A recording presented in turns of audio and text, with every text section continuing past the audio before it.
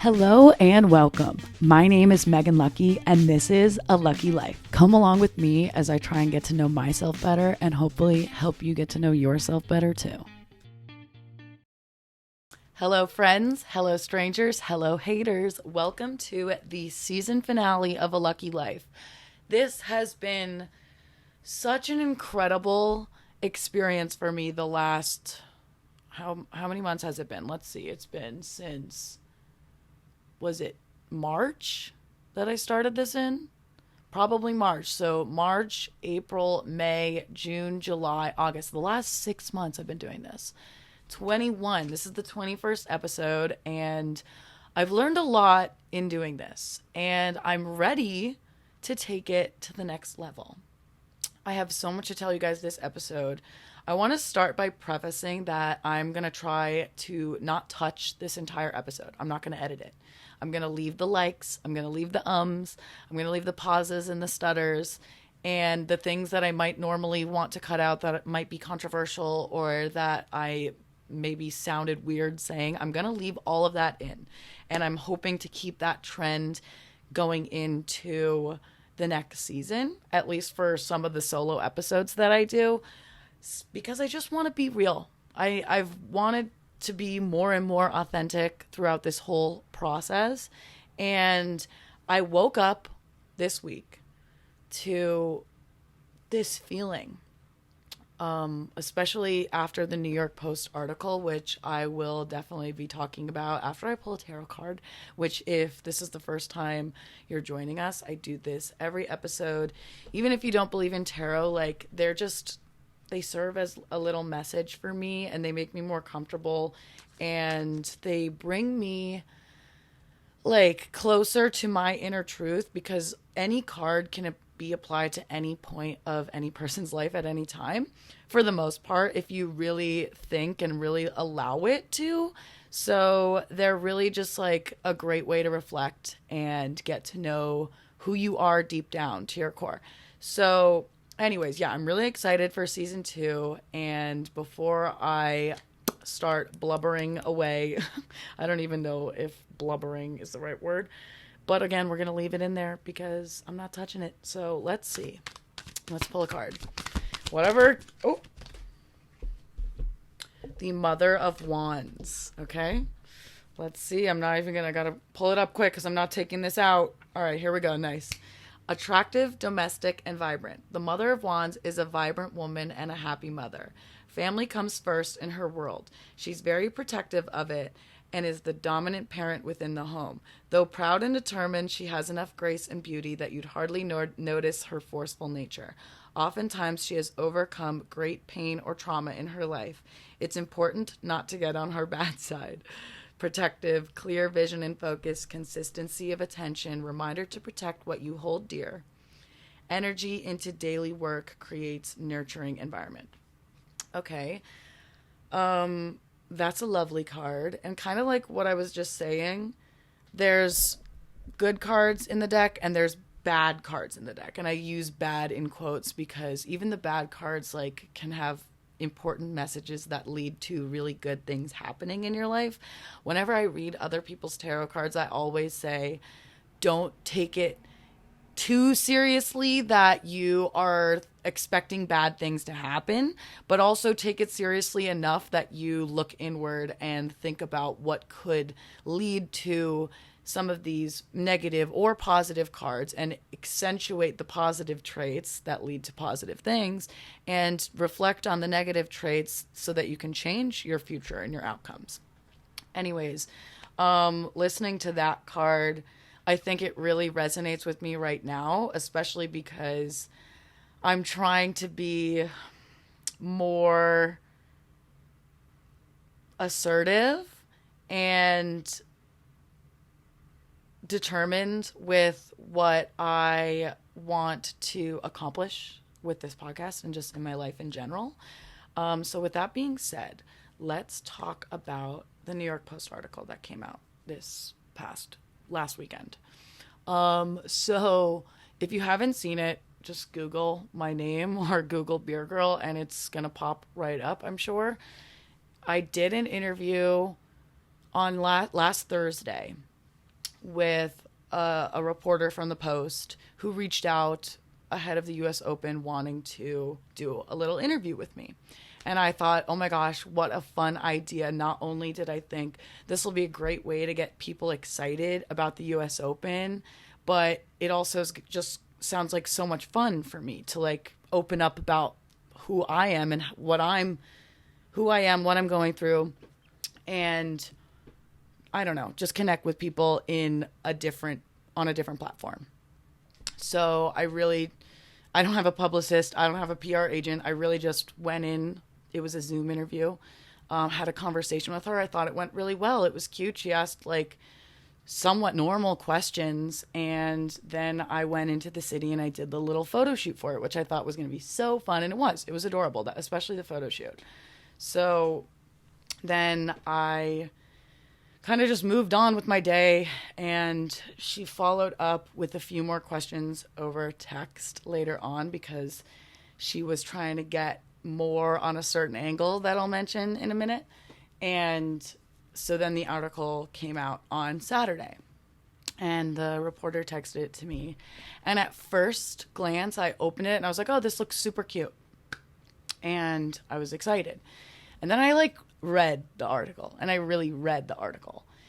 And I only read it once through. Since then I have read it again.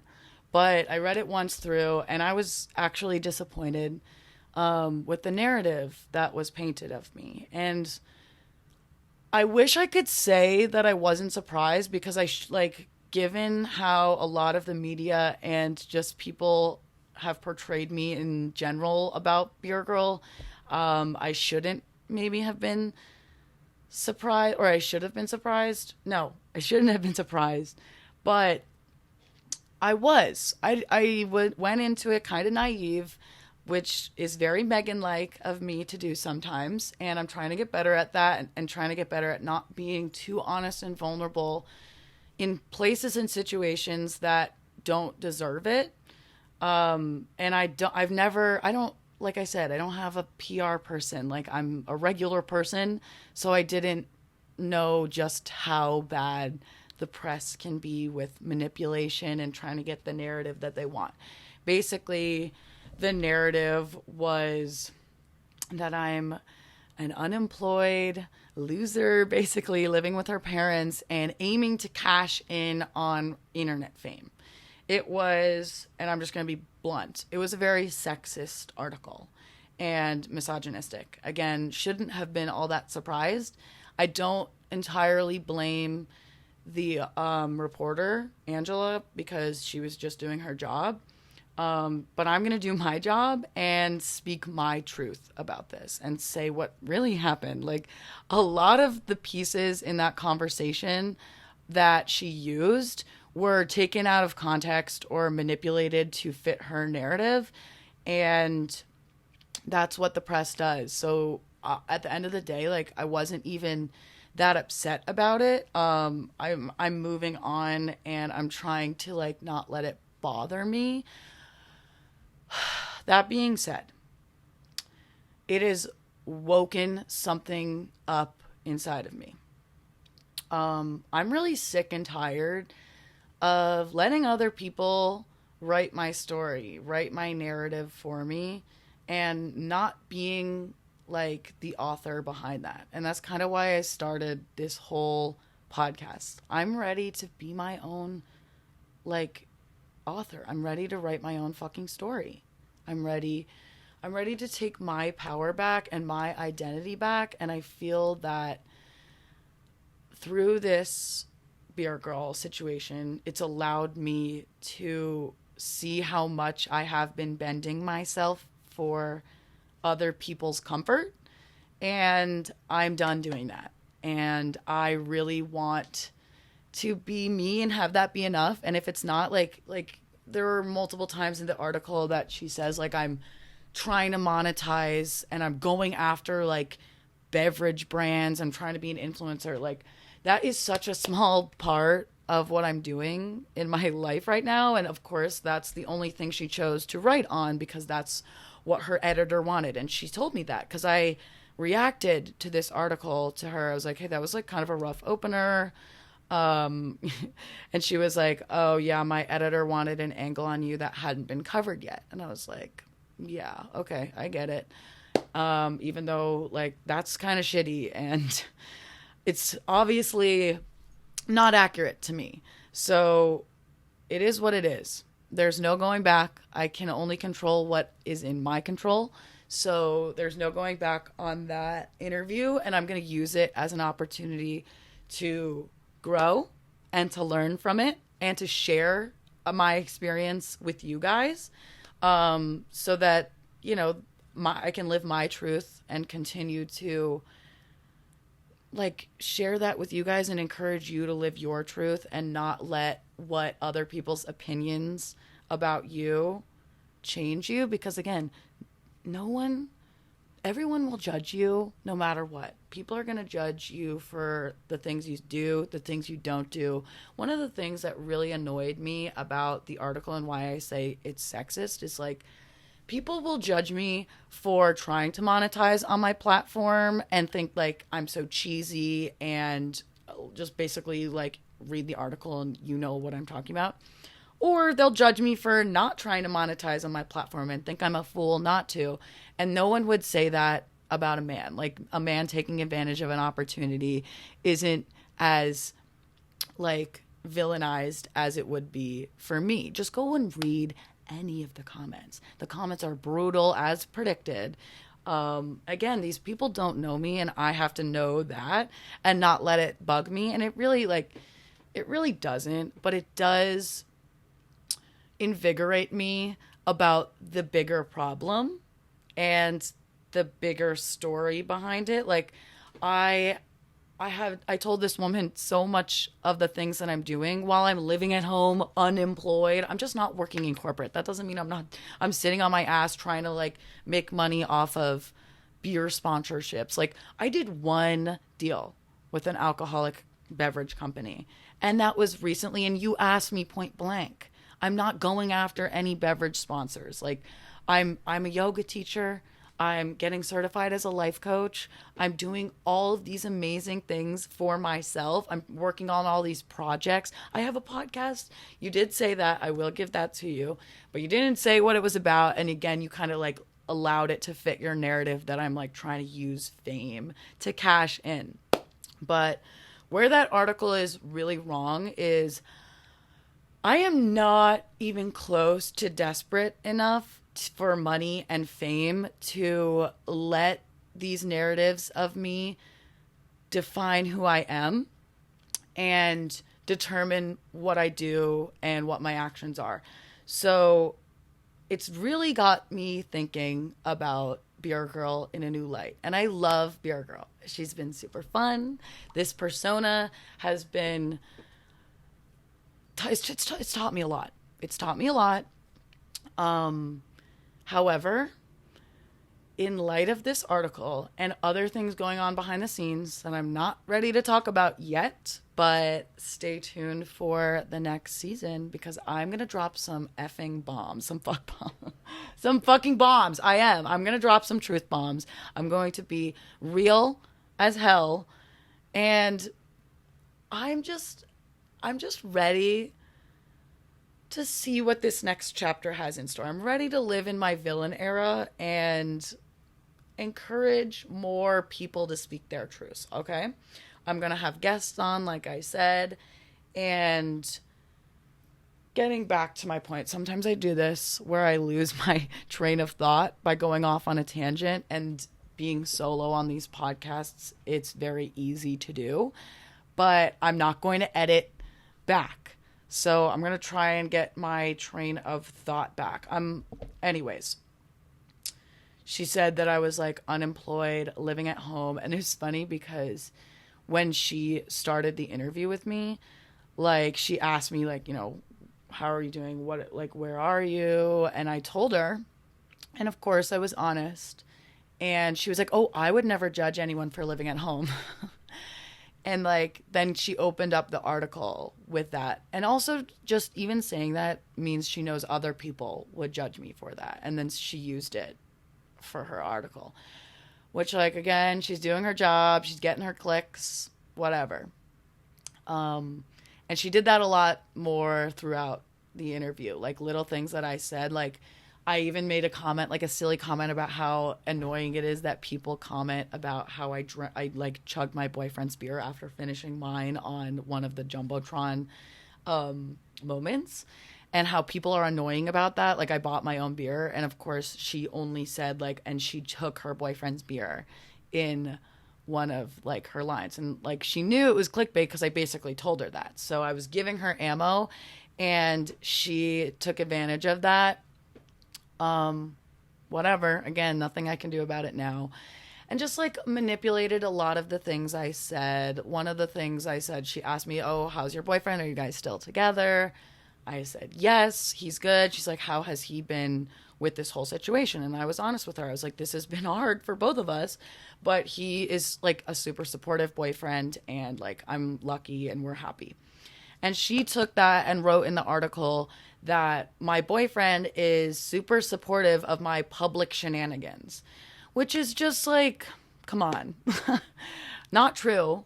First of all. Second of all, like, even the wording is sexist, like public shenanigans, like the whole narrative is really misogynistic.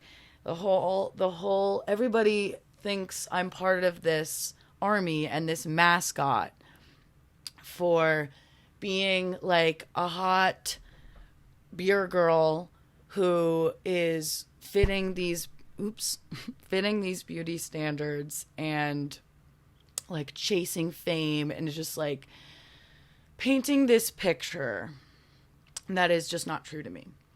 So I really feel like she either fixated on a lot of the insignificant details of our conversation and took a lot of what I was saying out of context, and it felt unfair. It felt disappointing, and I just want to speak about it. Because I feel like I started this podcast, like I said, so that I could have the opportunity to tell my truth and be who I really am instead of who everybody else wants me to be, even though I've lived my life as a people pleaser. And so it's really hard for me to know when my authenticity is being blurred with making people feel comfortable.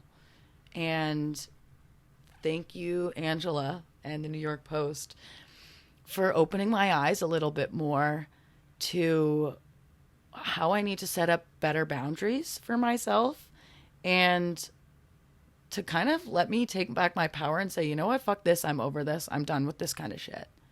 And for me to change and take control of my life and where that's happening and where I can stomp it out.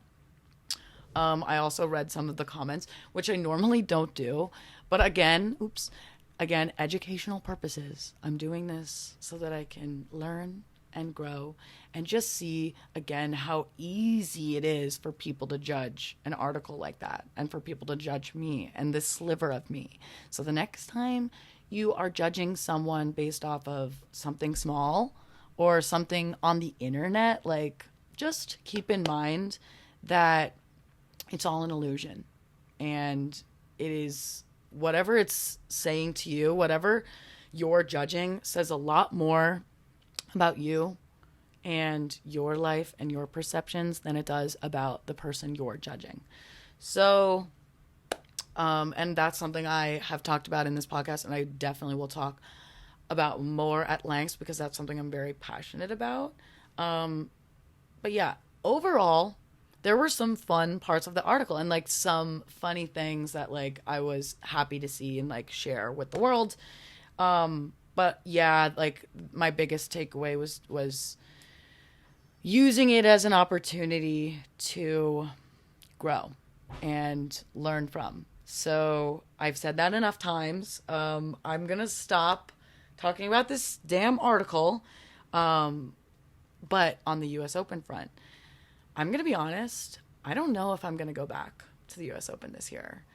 I am sick and tired of this narrative. And I know if I if I go back knowing that this is the kind of narrative that's going to continue, then why am I feeding that?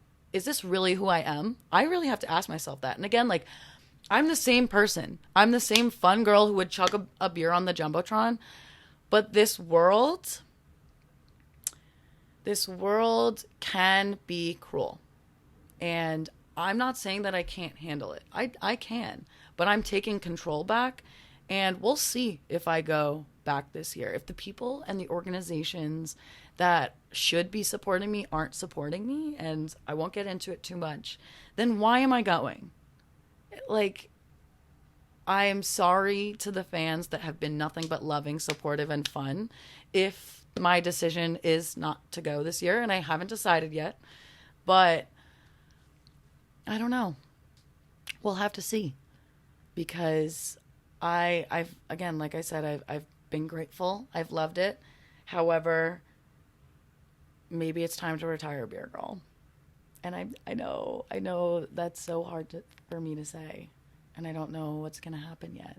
But I guess you'll just have to stay tuned for season 2 to find out.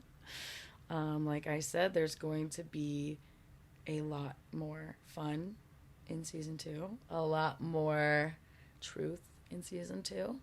I don't want to be who everyone else wants me to be anymore. I want to be who I want to be and who I am authentically. So I am going to leave it at that. And I hope that you guys stay up to date on the Instagram. I'm going to be sharing a clip from this on collaborating with my OG Insta and the new podcast Insta. And I'm going to be sharing promos, clips, and teasers for next season, as well as obviously post about this episode. So stay tuned. I love you guys, especially everyone who's been, like I said, nothing but love and support. So yeah, keep being the best versions of yourself. And I'm going to work on being the best version of myself, the best version that I know how to be, and hopefully help you get there too. So bye. Love you.